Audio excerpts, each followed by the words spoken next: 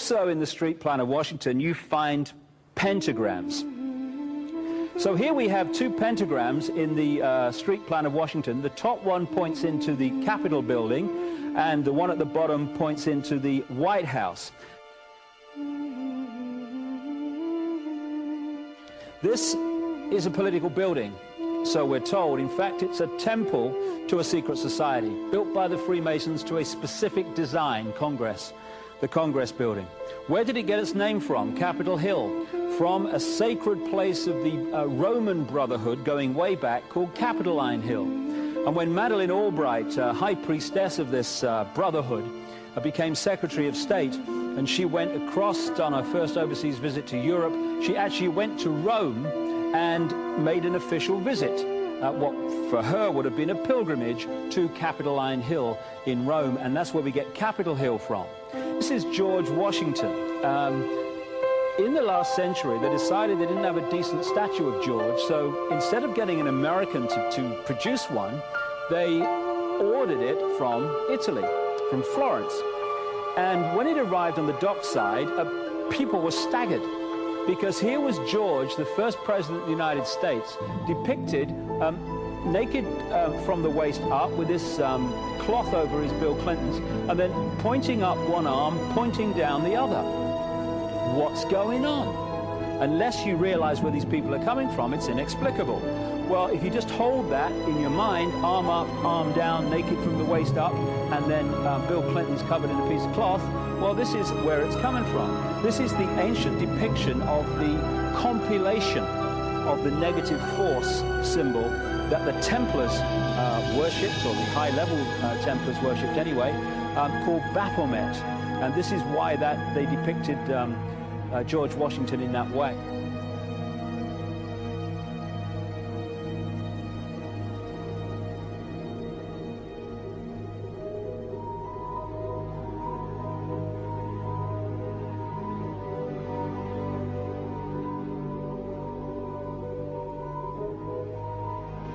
What has come to light is that it is not so surprising for a lot of people that there are covens amongst the very educated class, architects, doctors, lawyers, priests, brokers, and the leisure class. These are people who have made pacts with the devil.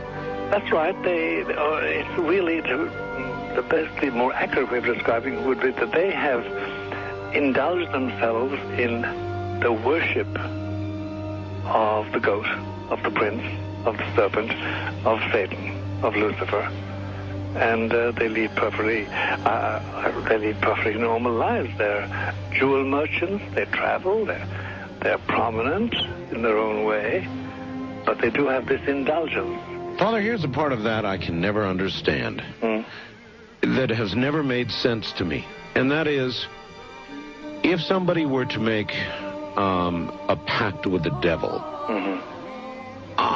then obviously the implication is if the devil is there to make a pact with them, to make a deal, to make their life, their short mortal life on earth, pleasurable, with money or women or travel, or more interesting, whatever it is they want. Yes. Then they are aware of the presence of the devil, and they are obviously aware then of the presence of God as well, and they nevertheless make a conscious, stupid, short-term, blind choice to take what they can get in this lifetime. And to embrace one, you must embrace the other. It's not like it's some wishy-washy person. I know you do. It is a very not easy to understand, except when you talk with them, when they let their hair down and peel grapes, as we say, and when they're on their way to being cured of what or healed is the proper word. You find that there's an exhilaration and a satisfaction which is both sensual and sexual and mental when they really indulge in Luciferian worship. There is a peculiar exhilaration. Like a drug, then? Yes, it's a peculiar exhilaration. And of course, the godly instincts in us all, the angelic in us all, because we all have something angelic and something godly, besides everything else, a lot of other negative things, that is quenched.